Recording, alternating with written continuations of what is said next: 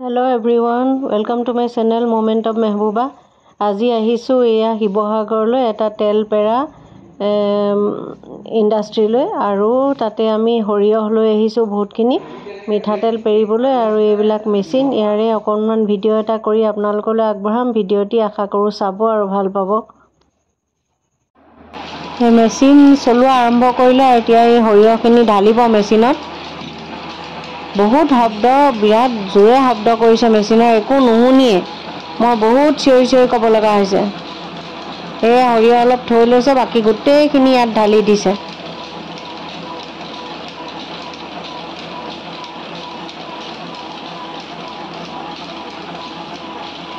গোটেই সৰিয়হখিনি ঢালি দিছে।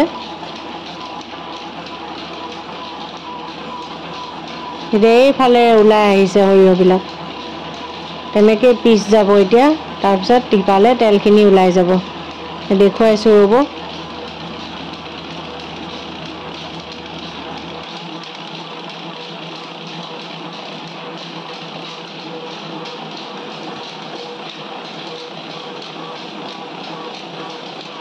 প্ৰথমতে সৰিয়হটো গুৰি হৈ ওলাই আহে ন?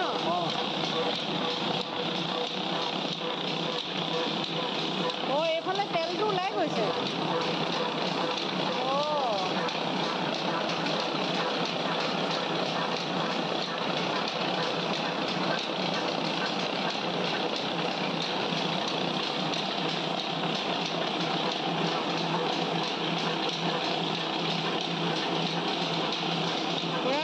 মিঠাতেল গোন্ধাইছে।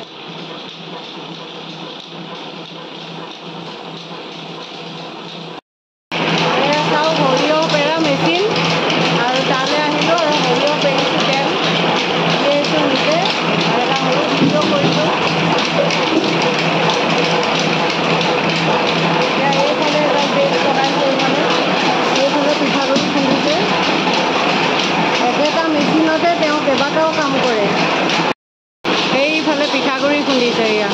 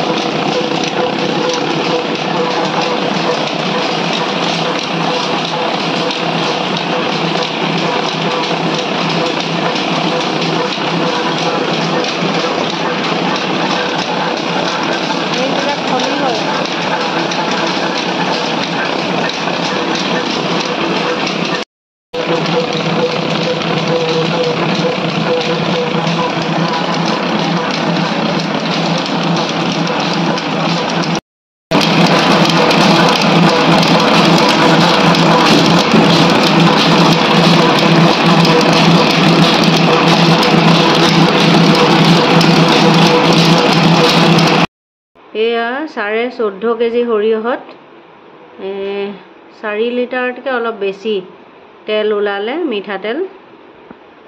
এইখিনি তেলখিনি গেলনত ভৰালো। এতিয়া তেলখিনি খুব ৰ'দত দিব লাগিব বুলি কৈছে।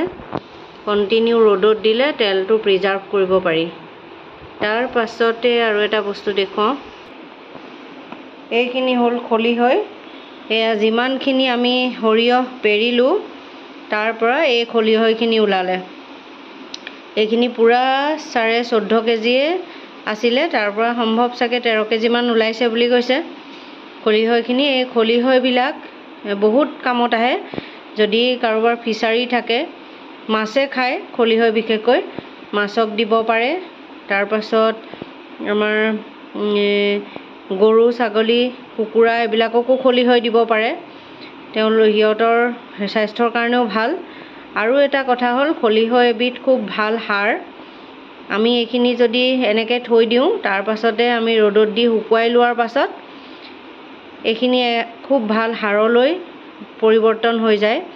আৰু তাৰ 1 কেজি খলিহৈ যদি আমি 10 লিটাৰ পানীত তিয়াই থওঁ ৰাতিটো আৰু পিছদিনাখন ৰাতিপুৱা আমি শুকাই থকা ফুল বা গছ বা বিভিন্ন ধৰণৰ শাক পাচলি এইবিলাকত আমি স্প্ৰে কৰিব পাৰোঁ। তেতিয়া খুব ভাল সাৰ হয় আচলতে খলিহৈটো।